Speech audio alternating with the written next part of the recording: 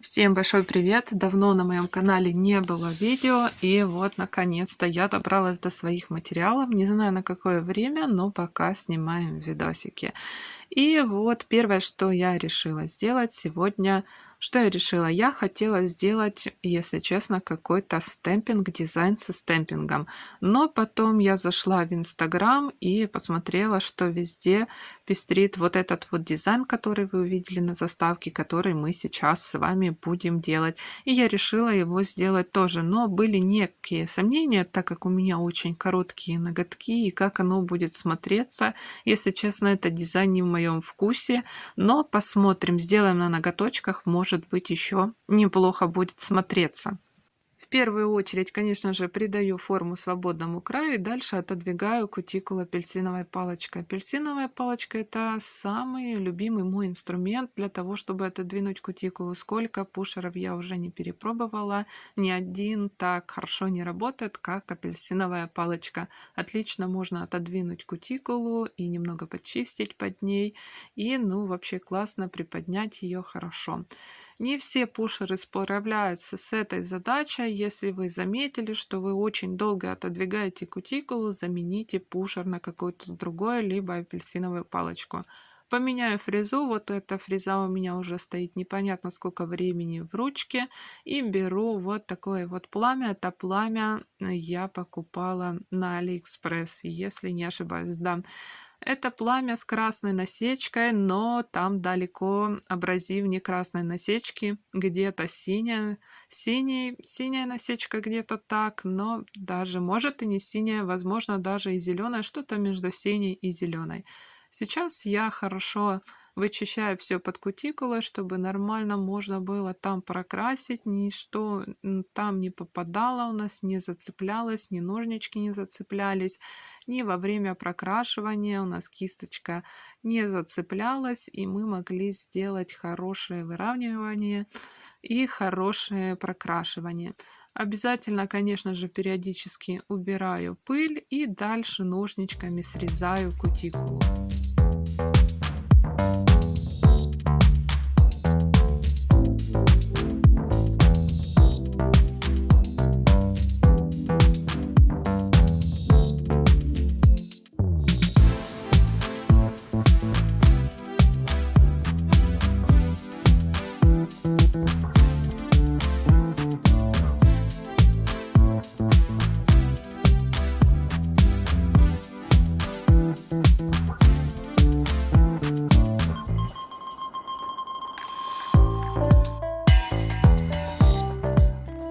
После подготовки ногтевой пластины к покрытию гель-лак я беру базу, беру сегодня, как всегда, свою любимую камуфлирующую вот такую вот базу, розовенькую, нежно-розовенькую. Наношу тонкий слой сначала, а потом беру капельку, подвожу эту капельку ближе к кутикуле и вот таким вот образом потихонечку распределяю ее равномерно по ногтевой пластине к свободному краю. Дальше, конечно же, беру тоненькую кисть и помогаю себе возле кутикулы, возле боковых валиков, подравнивая, поправляю эту базу, переворачиваю ноготочек. Выравнивается наша база и отправляем лампу на просушку. Вот такой результат на 5 ноготочках у меня получается. На левой руке, на правой руке еще ничего нет, она просто ждет свою очередь для дизайна и маникюрчика. Дальше уже можно приступать к дизайну после просушки базы.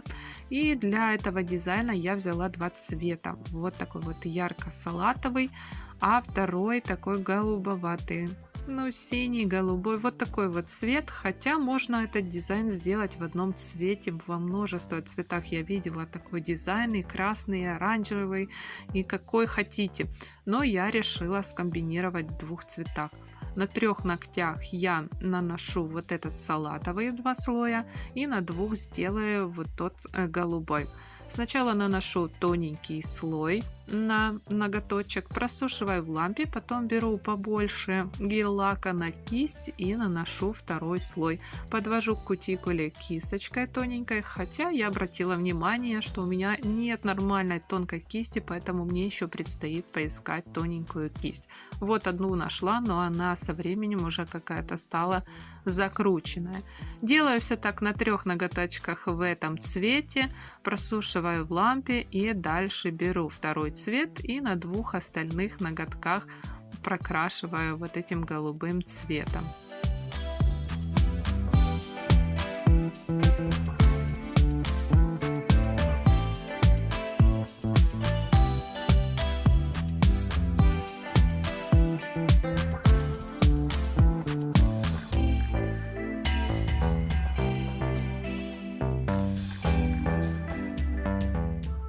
Я не знаю происхождения этого дизайна, напишите в комментариях, если вы знаете, потому что у меня еще не было времени искать, откуда он взялся.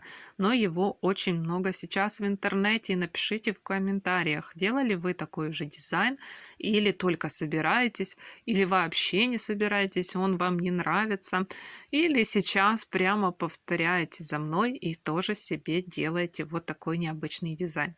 Дальше для продолжения дизайна, а точнее для рисования самого этого дизайна, я взяла черный гель-лак, поставила каплю на палитру, взяла кисть. Кисть берем любую, абсолютно, более тонкую, более толстую. Но, конечно же, если вам нужно сделать очень-очень тонкие линии, что не обязательно и не нужно в этом дизайне, тогда нужно взять тоненькую кисть. Если вы делаете более широкие такие линии, тогда берите более такую, потолще кисть. Прорисовываю вот так вот ноготочки все свои черным гель-лаком. И причем я даже не стараюсь сделать какие-то такие очень ровные, очень красивые, очень прямые, очень классные линии. Какие получаются, такие и рисую. Так как кисть у меня уже, я вам сказала, закрученная, и особо такие супер классные тонкие линии я ею не вырисую. Ну и рука, скажу вам, за 8 месяцев такие чуть-чуть подотвыкла. Это первый мой рисовальный такой дизайн на своей руке. Плюс это все еще делается на камеру. Ну, в общем, как-то так все получается. Продолжаю на остальных ноготочках. Просушиваю, конечно же, эту прорисовку в лампе. И дальше будем рисовать остальные элементы декора. Для этих элементов понадобится 2 капли. Капля черного гель-лака и капля белого, либо какого-то светленького такого, светло-розовенького, светло-голубого, чтобы оттеночек еле-еле было видно. И набираю на кисточку каплю вот этого черного гель-лака и ставлю вот такие, типа как запятые, что ли, вот, начиная от кутикулы и вытягивая ее к свободному краю. Дальше я буду делать то же самое, только другим цветом. Обязательно нужно вытереть кисть, иначе у нас смешается и черный, и белый гель-лак, и получится что-то непонятное, что-то другое. Можно дорисовать еще вот такие полосочки, можно доставить какие-то точечки, и безымянный ноготок я обхожу стороной. Почему? Да потому что мы там сделаем все-таки стемпинг. Ну, хотелось мне сделать стемпинг, очень давно я его не делала, поэтому хотя бы на одном ноготочке я добавлю к этому дизайну стемпинга. Все эти прорисовочки, конечно, обязательно просушиваем в лампе. Я просушиваю 1 минуту, хотя черный гель-лак можно просушить и 2 минуты, если вы в нем не уверены. Дальше я беру пластину для стемпинга, вот такую офигенную пластинку. Не было, по-моему, на канале, я уже не помню, обзора этой пластины. Обязательно вам сделаю. Эту пластину я заказывала на Али, и на ней очень много классных надписей. Очень много, если присмотреться, на любой вкус, на любой цвет. Ну, как говорится, и пластина очень большая и довольно-таки недорого у меня вышло. С первого раза не получился у меня стемпинг, потому что я не сняла со своего штампика верхнюю вот эту зефирку, а это лучше делать, чтобы видеть, куда перепечатываешь. Точнее, он получился, но я просто его неровно перепечатывала, поэтому заново переделала. Вот со 2-го раза все хорошо получилось. Вот так вот все выглядит. И теперь стоит вот такая у меня задача, так как задумка была сделать этот дизайн в матовом. И в принципе все говорят, что он в матовом. Но он смотрится хорошо и в глянце. Но все-таки я задумку не буду менять и наношу матовый. топ и отправляю в лампу на просушку. Хотя, повторюсь еще раз, что можно довольно-таки спокойно оставить, и глянец, и хорошо оно переливается, и тоже неплохо смотрится. И все. Вот такой у нас вот результат. Пишите комментарии по поводу этого необычного дизайна, и скажу, довольно-таки неплохо смотрится этот дизайн на коротких ноготках. Так что, если кто-то хочет и имеет короткие ногти, смело можно его делать. На этом у меня сегодня все. Если видео вам понравилось, обязательно поставьте лайк, напишите комментарий и подписывайтесь на канал, чтобы не пропускать новые видео.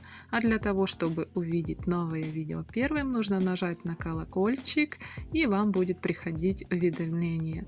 На этом все. Всем пока-пока. До новых встреч!